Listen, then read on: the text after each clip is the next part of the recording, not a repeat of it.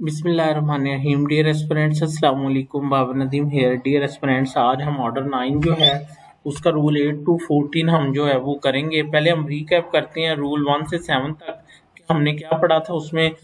Rule 1 ये कहता था कि पार्टीज पाबंद हैं कि जो कोर्ट ने उनको डेट दी है उस डेट पे वो कोर्ट के अंदर क्या हों, पेश हों। ठीक है। उसके बाद जो हमने रूल 2 पढ़ा था वो ये पढ़ा था कि अगर उसने तलबी के लिए प्रोसेस फ़ी नहीं जमा करवाई, किसने, प्लेंटिफ ने तलबाना जमा नहीं करवाया तो कोर्ट, या उसने लेट जमा करवाया तो कोर्ट उसका दावा जो है वो अदम तलबाना या अदम लेट फीस क्या करेगा, खारिज कर देगा। रूल 3 हमने ये देखा था कि क्या होगा जब कोई भी नहीं आएगा, ना प्लेंटिफ आएगा ना डिफेंडेंट आएगा, तो उस सूरत में उसका दावा जो है वो नॉन प्रोसिक्यूशन कोर्ट उसको दावे को डिसमिस कर देगी।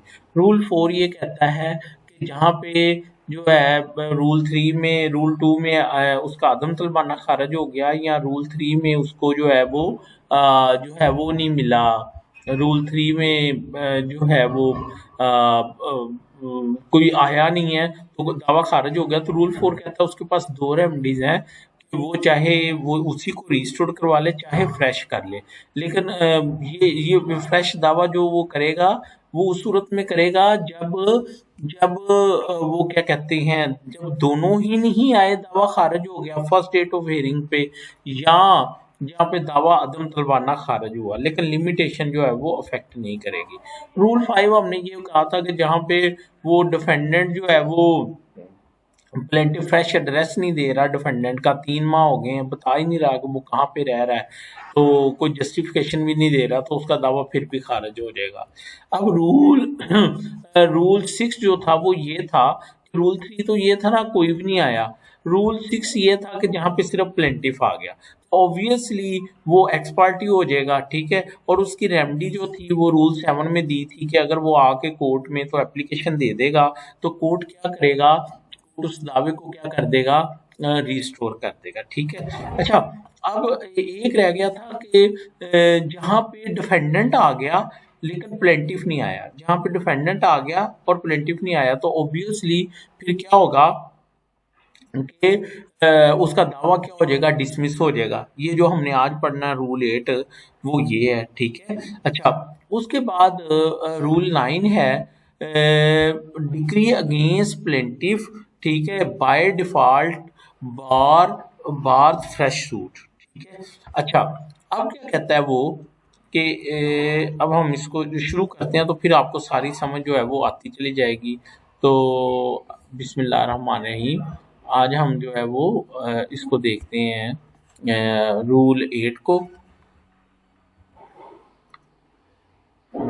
रूल 8 प्रोसीजर वे डिफेंडेंट ओनली अपीयर, वे डिफेंडेंट अपीयर्स। ठीक है। And the way defendant appears where defendant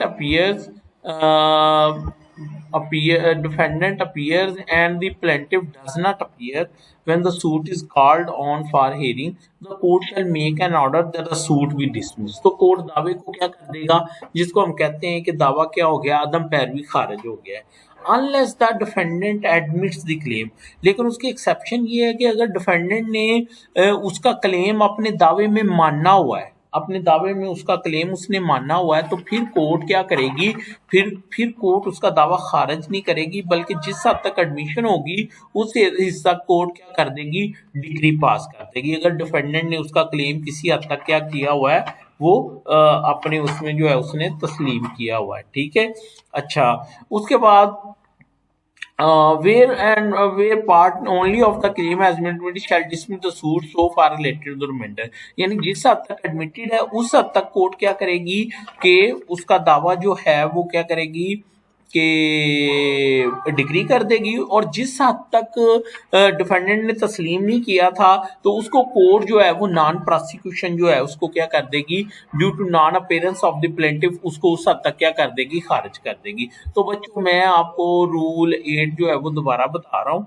ये है रूल 3 तो ये था ना कि दोनों ही नहीं आए, रूल 6 ये था कि प्लेंटिफ आ गया डिफेंडेंट नहीं आ गया, रूल 8 ये है कि डिफेंडेंट आ गया प्लेंटिफ नहीं आ गया। ठीक है। तो उस सूरत में क्या होगा, अच्छा ये उस सूरत में है जब सारे प्लेंटिफ नहीं आए, یہ رول 8 کب ہے بچوں؟ جب سارے پلینٹف نہیں آئے تو کون سا رول اپلائی کرے گا؟ رول 8 اپلائی کرے گا۔ اگر کوئی ایک پلینٹف نہیں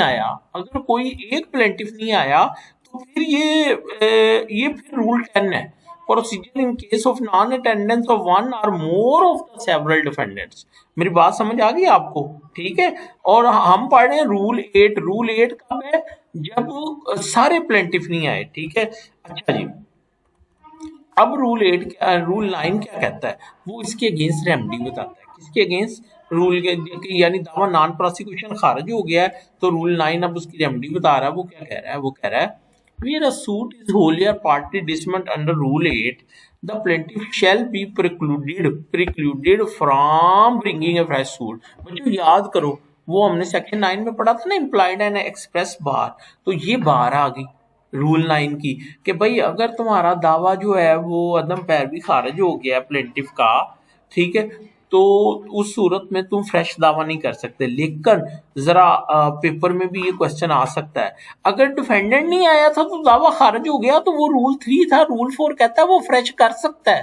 یہ رول 9 یہ کہتا ہے رول 8 جہاں پہ ڈیفینڈنٹ پریزنٹ تھا اور پلینٹف نہیں آیا تو اب رول 9 کہتا ہے کہ وہ دعویٰ فریش نہیں کر سکتا۔ دوبارہ بتاتا ہوں، یہ چیز تھوڑی سی ٹپیکل ہے، آپ کو سمجھانی پڑے گی۔ دیکھیں، اگر تو ڈیفینڈنٹ کورٹ میں پیش ہی نہیں ہوا، ٹھیک ہے، تو وہ جو ہے وہ اور پلینٹف بھی نہیں آیا، ٹھیک ہے، تو دعویٰ عدم پیروی خارج ہو گیا۔ یہ رول 3 ہے۔ تو رول 4 کہتا ہے تم فریش کر لو، کوئی مسئلہ نہیں، لیکن لمیٹیشن کا خیال رکھنا، ٹھیک ہے۔ لیکن جہاں پہ مثلاً ڈیفینڈنٹ آ گیا تھا اور پلینٹف نہیں پیش ہوا، اب دعویٰ خارج ہو گیا تو رول 9 کہتا ہے کہ اب تم فریش نہیں کر سکتے، تم اسی کو کیا کرواؤ گے؟ اسی کو ریسٹور کرواؤ گے۔ میری بات سمجھ آ گئی آپ کو؟ plaintiff shall be precluded from bringing the fresh in respect of the same cause of action۔ اچھا، سیم کاز آف ایکشن سے کیا مراد ہے؟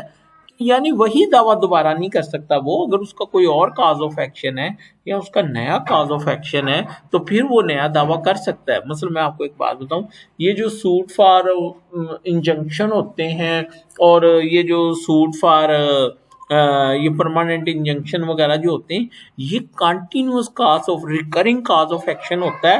تو اگر اس کو وہ کاز آف ایکشن دوبارہ پیدا ہو گیا ہے تو پھر وہ نئے کاز آف ایکشن کی بنیاد پہ تو دعویٰ دائر کر سکتا ہے، لیکن وہ کاز آف ایکشن جس کی بنیاد پہ وہ عدم پیروی خارج ہوا تھا جبکہ ڈیفینڈنٹ حاضر تھا، وہ اسی کو ریسٹور کروائے گا، وہ فریش دعویٰ جو ہے وہ نہیں کر سکتا۔ اچھا بچوں، اب میں آپ سے پوچھتا ہوں، آپ کتنے ذہین ہیں کہ آپ جج ہیں اور آپ کے سامنے جو ہے اس نے جو ہے وہ کیا کہتے ہیں دوسری پارٹی نے یہ ثابت کر دیا ہے کہ اس نے یہ جو دعویٰ کیا ہے یہ اس نے رول 9 کی وائلیشن میں کیا ہے، یعنی اس کا دعویٰ پہلے خارج ہو گیا تھا، تو پہلے اس کا دعویٰ خارج ہو چکا ہے، ڈیفینڈنٹ بھی اس میں پیش ہو رہا تھا، کنٹیسٹ ہو رہا تھا، تو رول 9 کہتا ہے فریش دعویٰ نہیں ہو سکتا۔ تو بچوں آپ کے ذہن میں کیا آئے گا؟ آپ کیا کرو گے؟ کیا آرڈر کرو گے؟ کس پروویژن کے تحت کرو گے؟ یہ تو ٹھیک ہو گیا کہ آرڈر 9 رول 9 کے تحت وہ دعویٰ دائر نہیں ہو سکتا، لیکن آپ نے پاور ایکسرسائز کرنی ہے، وہ کس پروویژن کے تحت کرنی ہے؟ تو یاد کرو، order 7 role 11 class D baud by law یہ ہے نا، لا رول 9 ہے جو کہتا ہے فریش دعویٰ نہیں ہو سکتا۔ تو آپ نے اگر آرڈر 9 رول 9 کے تحت دعویٰ خارج کرنا ہے تو آپ نے آرڈر 7 رول 11 کلاس ڈی کے تحت اس کو خارج کرنا ہے۔ ہو کہ آپ کو میری بات جو ہے وہ سمجھ آ گئی ہے، ٹھیک ہے۔ اچھا، but he may apply to order to set aside the and dismissal and if the اچھا فریش سوٹ نہیں کر سکتا لیکن کورٹ کو ایک اپلیکیشن کر سکتا ہے، کس لیے؟ اسی دعوے کو بحال کرنے کے لیے، اور اگر وہ sufficient cause دکھاتا ہے، وجہ بتاتا ہے जनाब मेरी ट्रेन छूट गई थी, जनाब मेरा एक्सीडेंट हो गया था, जनाब ये रीज़न हो गई थी, जनाब ये सूरत हाल थी, जनाब मैं कोरोना की वजह से नहीं आ सका, तो कोर्ट उसकी एप्लीकेशन को मंजूर करते हुए उसे क्या करेगी, उसे पेश होने की इजाज़त दे देगी और फिर उस दावे को आगे फर्दर जो है वो आगे चलाएगी। होप कि आपको मेरी बात की समझ आ गई, रूल 8 और रूल 9 की जो है वो आपको समझ आ गई। ठीक है, बहुत इजी है, बहुत इजी है, लेकिन मैं डेप्थ में पढ़ा रहा हूँ, ये चीज आपको कहीं कंफ्यूज ना कर दे। ठीक है, अच्छा उसके बाद provided that the plaintiff shall not be precluded from bringing another suit for redemption of mortgage although a former suit may have been dismissed for default। और इसकी एक एक्सेप्शन ये है यहाँ पे रिडम्पशन का सूट है ना, यानी वो जो प्रॉपर्टी जो मॉर्गेज थी उसको रिडीम करवाने का जो केस है ना, उस सूरत में ये वाला रूल जो है वो अप्लाई नहीं होगा। और उसके पीछे प्रिंसिपल ये है, once a mortgage is always a mortgage, वो किसी वक्त भी दोबारा वो दावा जो है वो कर सकता है। ठीक है, फिर उसके बाद ये कहता है, वो कहता है provided that the order shall be made under this rule unless notice of application has been served on the opposite party। देखिए मेरी बात सुने, हमने क्या पढ़ा, रूल 8 ने कहा कि डिफेंडेंट हाजिर था और सारे प्लेंटिफ या एक प्लेंटिफ जो एक ही प्लेंटिफ था वो नहीं आया, तो दावा जो है वो नॉन प्रोसिक्यूशन जो है वो डिसमिस हो जाएगा। रूल 9 ने कहा कि भाई फ्रेश दावा तो नहीं कर सकते, लेकिन वो उसी कोर्ट को एक एप्लीकेशन दे सकता है और कह सकता है कि जनाब ये सफिशिएंट काज है, मैं नहीं आया, तो कोर्ट उसके दावे को क्या कर सकता है, रिस्टोर कर सकता है। अब जो आगे प्रोवाइजो है जो है ना, वो कहता है कि कोर्ट दूसरी पार्टी को सुने बगैर ये ऑर्डर नहीं कर देगी, दूसरी पार्टी को पहले उससे उस एप्लीकेशन का जवाब लेगी कि आप बताओ आप क्या कहते हो, फिर उसके बाद कोर्ट को कोई जो है वो ऑर्डर करेगा। उसका रीजन ये है कि दूसरी पार्टी की फेवर में एक राइट क्रिएट हो चुका है, वो पार्टी के अगेंस्ट जो है वो दावा जो है मसलन वो दावा खारिज हो चुका है, तो दूसरी पार्टी को नोटिस किए बगैर कोर्ट उसको रिस्टोर नहीं करेगी। होप कि आपको मेरी बात समझ आ गई। अब जब एप्लीकेशन आएगी दरखास्त मनसूखी कार्रवाई एक तरफा की नहीं दरखास्त बहाली दावा आएगी, तो कोर्ट देखेगा क्या डिफेंडेंट नीचे पेश हो रहा था, हाँ हो रहा था, तो ये ऑर्डर 8 का दावा है, तो सॉरी रूल 8 के तहत खारिज हुआ था, रूल 9 के तहत एप्लीकेशन आई है, तो अब कोर्ट उसकी वो सब रूल 2 के तहत पहले नोटिस करेगी दूसरी पार्टी को, फिर उसको क्या करेगा, कोर्ट जो है उसको बहाल करेगी। ठीक है, अच्छा अब जो एक और बात है वो मैं आपको पहले बता चुका हूं कि ये रूल 8 जो है, ये रूल 8 जो है ये उस वक्त है जब सारे प्लेंटिफ नहीं आए। अगर कोई एक प्लेंटिफ नहीं आया तो फिर रूल 10 है, हम पढ़ते हैं उसको, रूल 10 को आगे चल के ना, रूल 10 को हम आगे चल के जो है वो पढ़ते हैं। ठीक है, अच्छा उसके बाद जो है वो हमने एक फिरक ये भी पढ़ लिया।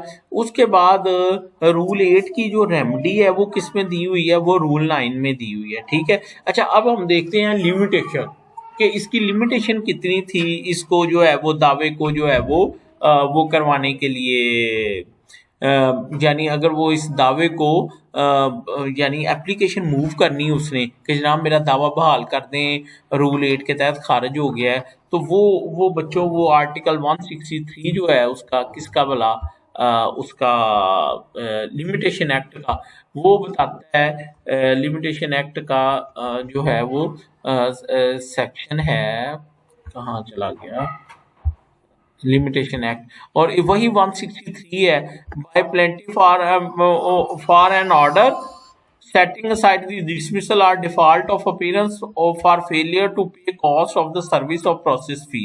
ठीक है, तो ये भी वही है, रूल 3 की तरह यहीं पे है कि फॉर एंटर तो सेटिंग असाइड और dismissal for default of appearance, कि जहाँ वो नहीं आ सका तो कितने दिनों में उसने एप्लीकेशन देनी है, 30 डेज में उसने एप्लीकेशन देनी है, और वो 30 डेज कब से काउंट होंगे, from the date of dismissal count होंगे। ठीक है, सॉरी मैं इसको जरा पढ़ा करके आपको दिखाऊं, आपको तो नजर ही नहीं आना। ये देखिए ये था 163। ठीक है, by plaintiff for an order to set aside dismissal for default of appearance और for failure to pay cost of the process fee और to furnish security of cost, तो ये 30 डेज के अंदर उसने जो है ना, ये मैंने लिमिटेशन एक्ट आपके सामने जो है वो मैंने क्या किया हुआ है, मैंने खोला हुआ है। ठीक है, अच्छा अगर वो फर्ज करें कि वो नहीं आया उतने दिनों में, जितने दिनों में कि उसको जो है वो आना चाहिए था, तो फिर क्या होगा, the provision of section 5 of limitation act shall apply to the application. यानी अगर वो 30 डेज में नहीं आ सका और वो समझता उसके पास कोई सफिशिएंट कॉज है, तो वो सेक्शन 5 लिमिटेशन एक्ट के तहत जो है वो कंडोनेशन ऑफ डिले की एप्लीकेशन जो है वो साथ जो है वो लगाएगा। तो बच्चों, होप कि आपको जो है ये आज जो हमने पढ़ा है रूल 8 के वो भी समझ आ गया, 9 भी समझ आ गया। अब रूल 10 क्या है? रूल 8 तो ये था ना, सारे प्लेंटिफ नहीं आए। रूल 10 ये है कि अगर एक से ज्यादा प्लेंटिफ थे तो कोई एक नहीं आया। तो वो रूल 10 बड़ा इजी है, वो उसके बारे में बताता है। वो कहता है रूल 10 कहता है, procedure in case of non attendance of one or more of several plaintiff where there are more plaintiffs than one and one or more of them appear and the other do not appear, the court may at the instance of the plaintiff or plaintiffs appearing permit the suit to proceed in the same way as if all the plaintiffs had appeared or make such order as think fit।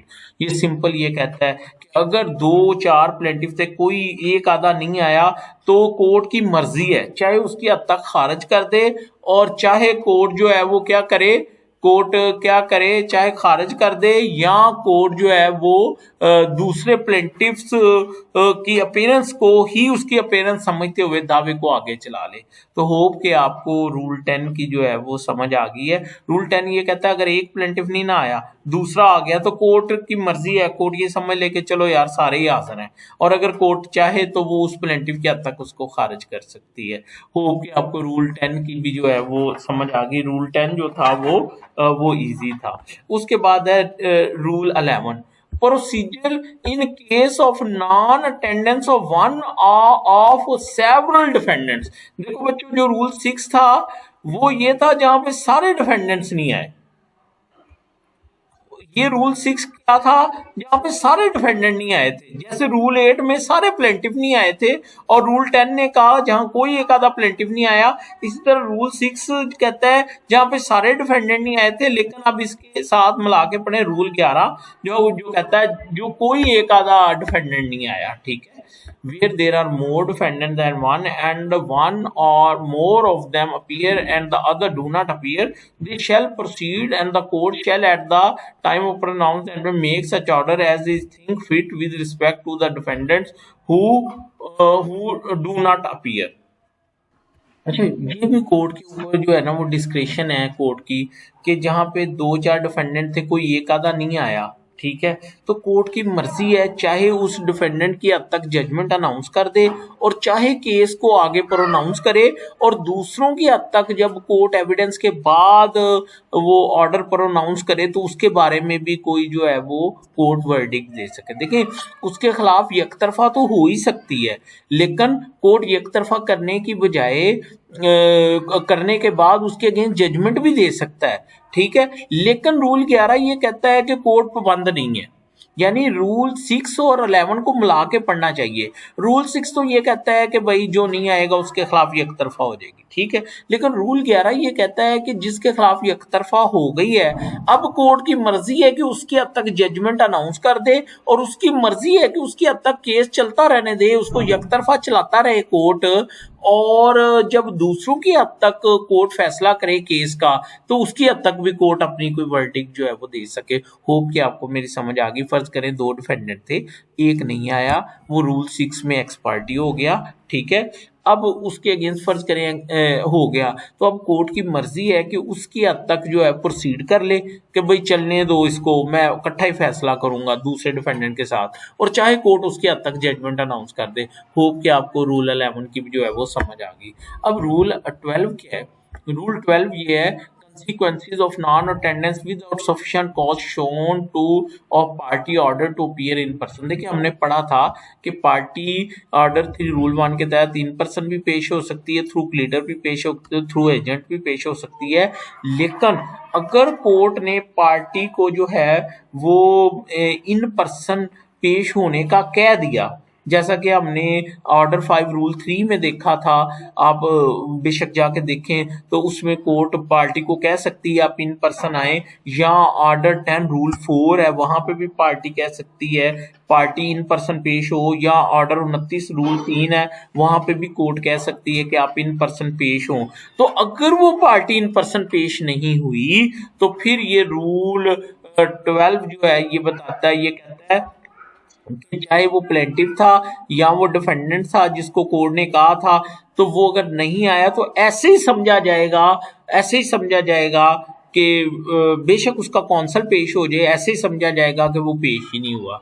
ठीक है, यानी council उसका आ गया है लेकिन वो party खुद नहीं आई, तो कोर्ट समझेगा कोई भी नहीं आया। अब मैं इसको पढ़ता हूँ। Consequences of non attendance without sufficient cause of party order to appear in person, where a plaintiff or defendant who has been ordered to appear in person does not appear in person or show sufficient cause to satisfaction of the court for failing so appear, he shall be subject to all provisions of foregoing rules applicable to plaintiff and defendant who do not appear।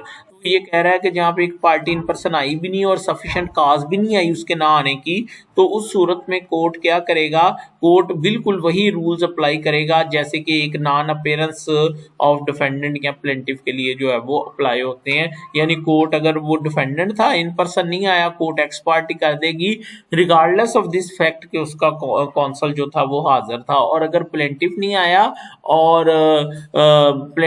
आया तो बेशक उसका council आ गया, लेकिन चूंकि court ने उसको in person पेश होने का कहा था वो नहीं आया, तो लिहाजा कोर्ट उसका जो दावा है वो क्या करेगी, वो खारिज कर देगी। रूल 12 यानी उसको नॉन प्रोसिक्यूशन खारिज कर देगी, यही समझते हुए कि वो पेश नहीं हुआ। ठीक है, अब हम आगे चलते हैं। अब है setting aside ex parte decree. देखो बच्चों मेरी बात को समझो कि एक्स पार्टी प्रोसीडिंग और एक्स पार्टी डिक्री में फर्क है। Ex party proceeding first step है कि डिफेंडेंट आया नहीं, कोर्ट ने उसके अगेंस्ट क्या कर दी, एक्स पार्टी प्रोसीडिंग कर दी। उसके बाद कोर्ट फौरन या तो एक्स पार्टी जजमेंट जारी कर देगी या कोर्ट बीच में एक्स पार्टी एविडेंस का ऑर्डर करेगी और एविडेंस लिखने के बाद उसको क्या करेगी, उसका फैसला करेगी। ठीक है, अच्छा ये अब उसकी किस्मत है कि कोर्ट ने एक्स पार्टी प्रोसीडिंग किया, तो अभी कोर्ट ने एक्स पार्टी जजमेंट नहीं अनाउंस की तो वो आ गया, तो कोर्ट उसको पेश होने की इजाजत जो है वो दे सकती है, जैसा कि हमने पहले रूल्स में पढ़ा है। लेकिन अगर वो एक्स पार्टी जजमेंट हो गई, एक्स पार्टी डिक्री जारी हो गई, तो अब ये जो पहले वाले रूल्स है ना बच्चों, रूल 1 से लेके रूल 12 तक ये नहीं अप्लाई करने, क्योंकि अब एक डिक्री जारी हो गई है। पहले दावा चल रहा था, ठीक है, अभी वो अनाउंस नहीं हुआ था, तो वो पीछे वो रूल्स के तहत जो था वो एप्लीकेशन दिए कि तो पेश हो सकता था। लेकिन अब ये है कि वो आया ही नहीं, एक्स पार्टी प्रोसीडिंग भी हो गई, एक्स पार्टी एविडेंस भी हो गया, एक्स पार्टी आर्गूमेंट भी हो गए, एक्स पार्टी जजमेंट भी हो गया, तो अब वो उसको क्या करवाने आया है, वो उसको सेटल। तो आपने अक्सर देखा होगा 9-13 की एप्लीकेशन जो है वो कोर्ट में आती है। ठीक है, ये बड़ा इंपॉर्टेंट है, ये देखिएगा जरा इसको। ठीक है, setting aside ex parte against defendant in any case in which a decree is passed ex parte against a defendant, he may apply to the court by which the decree was passed for an order to set aside। जिसके खिलाफ x parte decree हो गई वो court में application दे सकता है उसको set aside करने की। And if the court is satisfied that, लो बच्चों अब मैं जो 2 बातें कहूंगा ना ये बड़ा आपने गौर से सुननी है। एक्स पार्टी डिक्री को सेटिस्फाइड करने की सिर्फ 2 ग्राउंड है। पहला क्या है, the summon was not duly serve, please इसको हाईलाइट कर ले, the summon was not duly serve और that he was prevented by sufficient cause for appearing when the suit was called on for hearing। देखें पहली ground ये है कि वो कहता है जनाब मुझे प्रॉपर मेरा समन ही नहीं हुआ, जैसा मेरा शिनाख्ती कार्ड देखो मेरा एड्रेस कहाँ का लिखा है, इन्होंने कौन सा लिखा है, ठीक है, तो मेरा तो पता ही गलत लिखा था। तो ये अगर वो एस्टेब्लिश कर देता है कोर्ट में, बेशक कोर्ट इशू फ्रेम कर ले उसको डिसाइड करने के लिए कि आया इसको प्रॉपर पते पे हुई थी या नहीं हुई थी, लेकिन अगर नहीं हुई तो वो नॉट ड्यूली सर्व, तो कोर्ट उस डिक्री को क्या कर सकता है, सेट असाइड कर सकता है। और दूसरी ग्राउंड कौन सी है, दूसरी ग्राउंड ये है कि देवर अनअवॉइडेबल सर्कमस्टांसिस, मसलन वो कोरोना की वजह से नहीं कोर्ट में पेश सका, लॉकडाउन था, जलजला आ गया था, ठीक है, वो बैरून मुल्क चला गया था, वो प्रिजन में चला गया था, ठीक है, व्हाट्सोएवर जितनी भी ये उसके अनअवॉइडेबल सर्कमस्टांसिस से अगर वो उसको स्टैब्लिश करे तो कोर्ट उस डिग्री को क्या कर देगा, उस डिग्री को बच्चों क्या कर देगा, सेट असाइड कर देगा और केस को आगे लेके चलेगा। तो 9-13 की दो ही ग्राउंड्स है। कौन सी?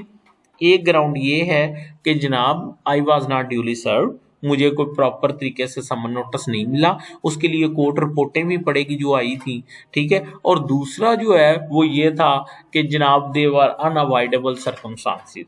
अच्छा बच्चों, अब एक बात सुनो, अगर वो कोर्ट में ये कह दे कि जनाब इसने फ्रॉड किया है, इसने जानबूझ के मेरा पता गलत लिखा है, जानबूझ के, तो ये एक ऐसा एलिमेंट है जो इस एप्लीकेशन को किस में ले जाएगा, 12(2) में ले जाएगा, क्योंकि अब वो फ्रॉड अलेज कर रहा है। क्या कर रहा है? अलेज कर रहा है। तो वकील क्या करते हैं, वो 9-13 के साथ रेड विथ सेक्शन 12(2) भी ले जाते हैं, क्योंकि वो इस ये वाली ग्राउंड्स भी ले रहे होते हैं और साथ में वो फ्रॉड की ग्राउंड्स भी जो है वो ले रहे होते हैं, ठीक है। तो इस तरह से वो मिलके भी वो एप्लीकेशन कोर्ट के सामने आ जाती है। तो हमने 9-13 में अभी तक ये पढ़ा है कि अगर एक्स पार्टी डिक्री हो गई है तो वो कोर्ट में एप्लीकेशन दे के तो उसको सेट असाइड करवा सकता है, लेकिन उसकी शर्त ये है कि उसकी दो ग्राउंड्स वो एस्टेब्लिश करे। पहली ग्राउंड ये है कि he was not duly served, sorry, दो में से एक ग्राउंड एस्टेब्लिश करे कि he was not duly served या he was not duly served या अनअवॉइडेबल सर्कमस्टांसिस। तो हो बच्चों, आपको मेरी बात की जो है वो समझ जो है वो आ गई है, ठीक है। अब हम आगे चलते हैं।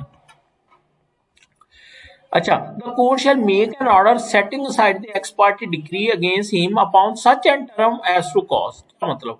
कोर्ट उसको कोई कॉस्ट डाल के कि भाई जैसा कोर्ट मुनासिब समझे, कि कोर्ट कहता है कि फिर भी जो है ना इसको चाहिए था कि ये केयर एंड क्वेश्चन के साथ आता, ये वो, कोर्ट उसको हर्जाने के साथ भी उस एप्लीकेशन को मंजूर कर सकता है। यानी टर्म्स एंड कंडीशन कोर्ट की मर्जी है। कोर्ट ये लिख के कि party should not be knock out on technical ground, no one should be ground, no one should be condemned unheard, ये लिख के भी कोर्ट उसके एप्लीकेशन को क्या कर सकता है, मंजूर कर सकता है, ठीक है।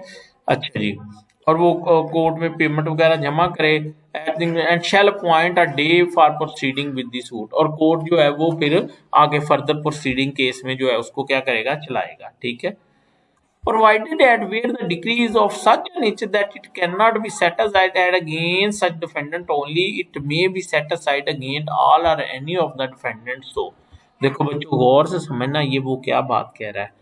डिफेंडेंट्स दो थे, दोनों डिफेंडेंट्स के अगेंस्ट एक्स पार्टी प्रोसीडिंग हो गई, दोनों के against x party evidence record हुआ और दोनों के अगेंस्ट एक्स पार्टी डिक्री जारी हो गई। बाद में कोई एक डिफेंडेंट आया अदालत में और उसने सेटिंग असाइड की एप्लीकेशन दी है।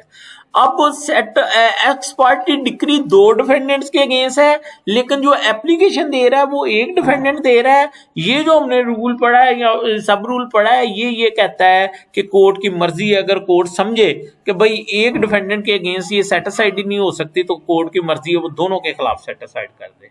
देखिए मैं इसको दोबारा पढ़ता हूँ। Provided that where the decree is of such a nature that it cannot be set aside as against such defendant only, it may be set aside against all or any of the defendants। क्यों बच्चों बोलो, समझ आ गई मेरी बात की है?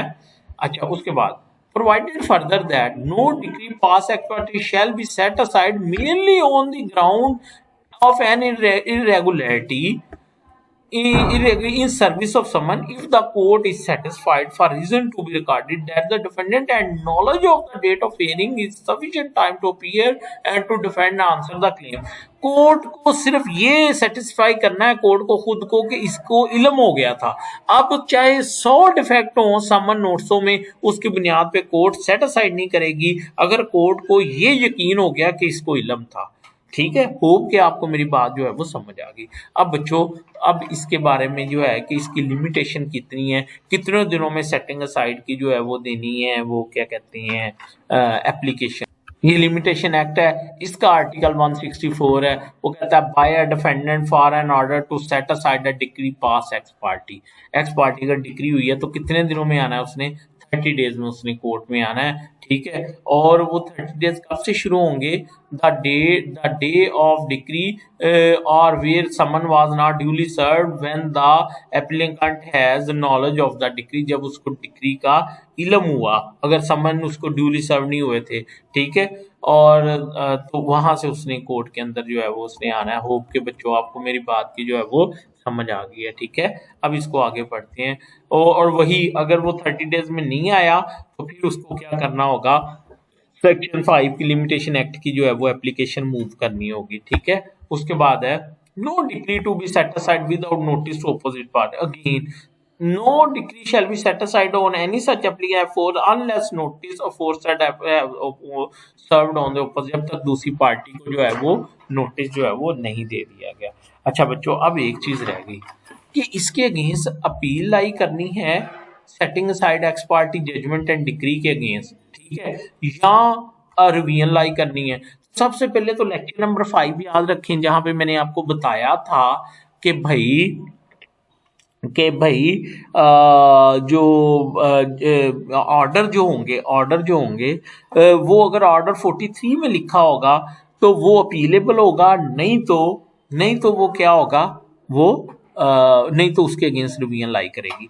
इसी तरह आप अगर ऑर्डर 9 रूल 9 या ऑर्डर 9 रूल 13 का आपने डिसाइड करना है कि ऑर्डर 9 रूल 13 के अंडर जो ऑर्डर हुआ है वो अपीलेबल है या नॉन अपीलेबल है, तो आप फौरन किसको करेंगे, ऑर्डर 43 को खोलेंगे। तो आप जाएं, ये मैं आपको असाइनमेंट दे रहा हूं, क्या उधर लिखा हुआ है, ठीक है। अगर उधर ऑर्डर 9 रूल 13 लिखा हुआ है तो वो अपीलेबल है, लेकिन मैं आपको बताऊं कि नई जो अमेंडमेंट्स आई हैं उसके तहत बहुत सारे ऑर्डर 43 के तहत जो है वो रूल जो हैं वो क्या हो गए हैं, रिपील हो गए हैं। तो आप अपना बेयर एक्ट भी ठीक कर लो और फिर उसके बाद आप फैसला करो इसके अगेंस्ट अपील लाई करनी है या नहीं करनी। मैं थोड़ा सा आपको बताऊंगा वो क्या कहते हैं, यहाँ पे ये देखें, ये ऑर्डर 43 है ना, ऑर्डर 43 है, तो यहाँ पे देखें आप जरा, ये सारे रिपील हो गए हैं नए लॉ में, ACEFGHIKLMNO एंड V, ये सारे क्या हो गए हैं बच्चों, ये ओमिट हो गए हैं। लिहाजा इनके अगेंस्ट अगर अपील लाई करती थी तो अब नहीं करती थी। आप अपने उस ऑर्डर 43 को खोलें और ये जो क्लाज है इनके ऊपर लाइन फेर दें ताकि आपको पता चले कि ये जो है वो ओमिट हो गए हैं और उसमें ऑर्डर 9 रूल 13 भी था जो कि अब उन्होंने क्या कर दिया, ओमिट कर दिया, ठीक है। इसी तरह उन्होंने ये भी अमेंडमेंट्स किए हैं, इनको भी आप जो है वो देखें। इंशाल्लाह हम जब वहां पहुंचेंगे तो हम लोग उसको जो है वो जरूर जो है हम लोग उसको जो है वो देखेंगे।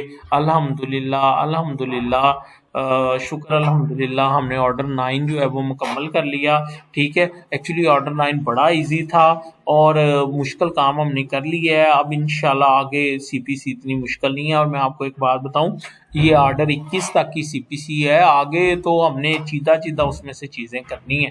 तो मुझे अपनी दुआओं में याद रखें। थैंक यू सो मच, अल्लाह हाफिज़।